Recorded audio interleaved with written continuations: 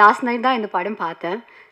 இந்த படத்தில் எனக்கு வந்து ரொம்ப ரொம்ப பிடிச்சிருந்த ஒரு விஷயம் என்ன அப்படின்னா, இந்த படம் பார்த்து முடிக்கும்போது ஐ ஃபெல்ட் ஆஸ் இஃப் நான் ஒரு நல்ல படத்தில் ஒரு பார்ட் ப்ளே பண்ணியிருக்கேன். Even though it is a small part.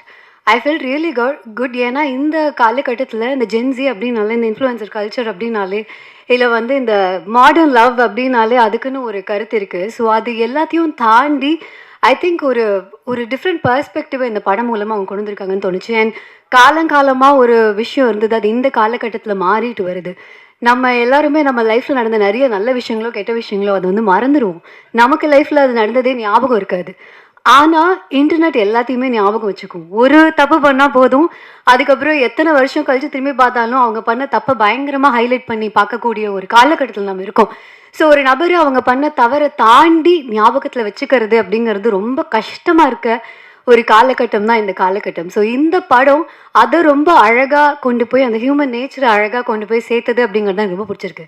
There are no bad people, but we do bad things. Probably அப்பப்போ அதை பண்ணியிருப்போம். ஆனால் நம்மளோட ஹியூமன் குவாலிட்டியே we have the room to grow அப்படிங்கிறத ரொம்ப அழகாக ஒரு கருத்து, அந்த மாதிரிலாம் இப்போ நான் சொன்ன மாதிரி ஒரு கருத்தாக இல்லாமல் ஒரு அழகாக ஒரு காதல் கதை மூலமாக அதை சொன்னதுனாலையும் அண்ட் அதையும் தாண்டி நான் முன்னாடியே சொன்ன மாதிரி ரொம்ப காமனாக ஸ்டீரியோ டைப் பண்ணக்கூடிய விஷயங்களை ஒரு டீனேஜ் கேரக்டர்ஸை வச்சோ இல்லை வந்து அப்போ தான் அது ஜஸ்ட் க்ரோயிங் அந்த ஒரு ஏர்லி ஸ்டேஜ் ஆஃப் லைஃப்பில் இருக்கும்போது அவங்களுடைய அண்டர்ஸ்டாண்டிங்கை ரொம்ப கருத்து மூலமாக சொல்ல முடியாது. பட் அதுலேயும் to be politically right, I think the writing has come out really well.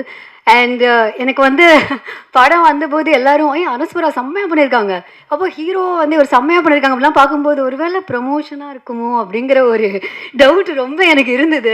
ஏன்னா எனக்கு என்னன்னா எல்லாரும் ஒரே விஷயம் சொல்கிறாங்கன்னா ஒருவேளை ப்ரமோஷனாக தான் இருக்கும் போல இருக்குது அப்படின்னு இருந்தது.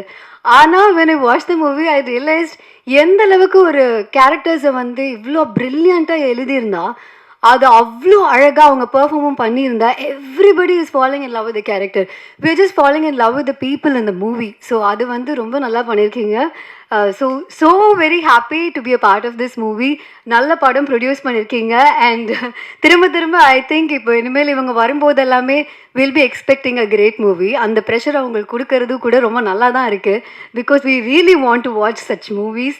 So happy to be part of this movie. Thank you so much media. ஏன்னா முதல்ல அவங்கள நான் சந்தேகப்பட்டேன், ப்ரமோஷன் தான் பண்ணுறீங்களோன்னு. ஆனால் ஒரு பாயிண்ட்டுக்கு அப்புறம் I am so happy that நீங்களும் இந்த படத்தை எங்கே கொண்டு போய் எப்படி சேர்க்கணுமோ அந்த ஒர்க்கை நீங்கள் பண்ணிகிட்ருக்கீங்க. தொடர்ந்து பண்ணுங்கள். ஏன்னா ஒவ்வொரு நாளும் அந்த சீட்டிங்கை பார்க்கும்போது, புக்கிங்கை பார்க்கும்போது நல்ல ஒரு ஃபீல் கொடுக்குது. அந்த படம் கொடுத்த அதே ஃபீல் இருக்குது. படம் முடிஞ்சதுக்கப்புறம் ஒரு மணி நேரம் 1.5 மணி நேரம் லைஃப்பில் நடந்ததெல்லாம் ரீவைண்ட் பண்ணி பார்க்குற மாதிரி இருந்தது.